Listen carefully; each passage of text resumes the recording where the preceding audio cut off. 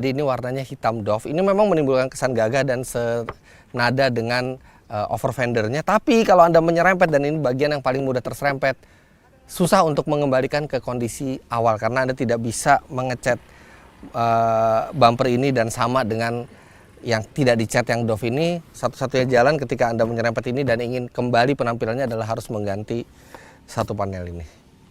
Mesin yang digunakan oleh CX-30 ini sama dengan yang digunakan oleh CX-3, yaitu unit 2000 cc 4 silinder Skyactiv dengan rasio kompresi 13:1 yang itu tinggi sekali, tapi tetap bisa menggunakan bensin non subsidi yang dijual di SPBU. Serta mesin ini menghasilkan 155 PS dan torsi 200 Nm yang disalurkan kedua roda depan lewat transmisi otomatis Skyactiv 6 speed. Transmisi Skyactiv ini kami sudah tahu dari model-model sebelumnya, dia halus dan responsif perpindahannya, sehingga dia tetap halus seperti transmisi konvensional, tapi perpindahannya mirip cepatnya dengan dual clutch. Sekarang kita lihat bagian dalamnya.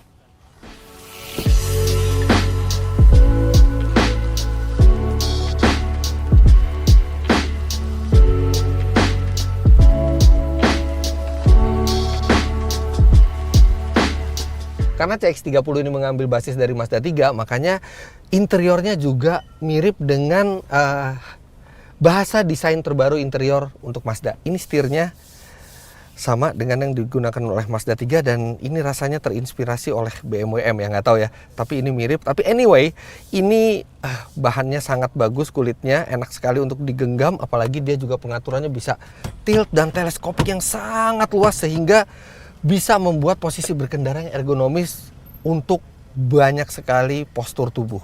Lampu sudah auto, wiper juga sudah auto, kemudian mobil ini juga dilengkapi dengan fitur radar yang lengkap.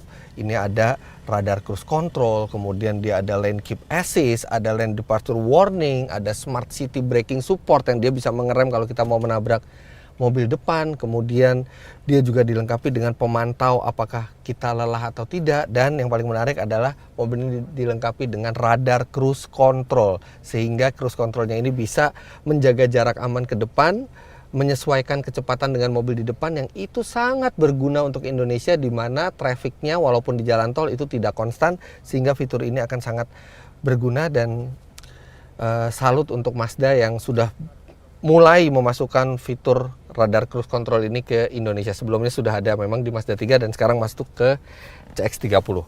Nah, berkaitan dengan Mazda 3, artinya AC dari mobil ini karena dia satu basis sudah menggunakan jenis AC yang paling baru, yang ini kelihatannya sangat simpel karena tombol-tombolnya ini benar-benar hanya sedikit dan ada beberapa tombol yang tidak diberi logo, logonya ada di layar display di atasnya sehingga sangat simpel tapi sangat mudah pengoperasiannya.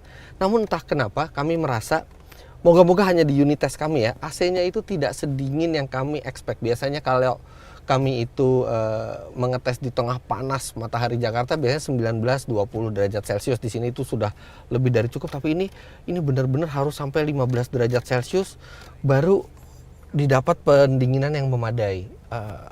Biasanya Mazda tidak seperti ini. Moga-moga saja ini hanya di unit testnya yang AC-nya tidak sedingin Mazda lainnya. Tapi kalau di setelan paling low, ya ini memadai dinginnya. Cuman biasanya nggak perlu sampai low udah dingin. Itu kemudian, bahan-bahannya, kulitnya, kemudian finishing di konsol tengahnya, ini benar-benar kualitas mobil premium. Ini empuk. Wow, ini benar-benar berada di dalam sini. Interiornya itu bisa disamakan kualitasnya bahkan dengan BMW, Mercedes-Benz, Audi. Ini luar biasa interior dari Mazda ini, dan harganya ini 518 juta rupiah, jadi terasa masuk akal karena melihat kualitas yang diusungnya. Kemudian seperti biasa ada Mazda Connect di sini, yang ini dengan tuas seperti iDrive, dan dia juga sudah dilengkapi dengan Apple CarPlay sehingga Anda tinggal hubungkan gadget iPhone Anda sudah bisa terhubung ke Apple CarPlay. Sandaran tangannya juga empuk, kemudian dia bisa dibuka dan ini bisa digeser-geser. Rem parkir dengan auto hold. Secara overall, ini interiornya benar-benar terasa seperti mobil premium dari Eropa.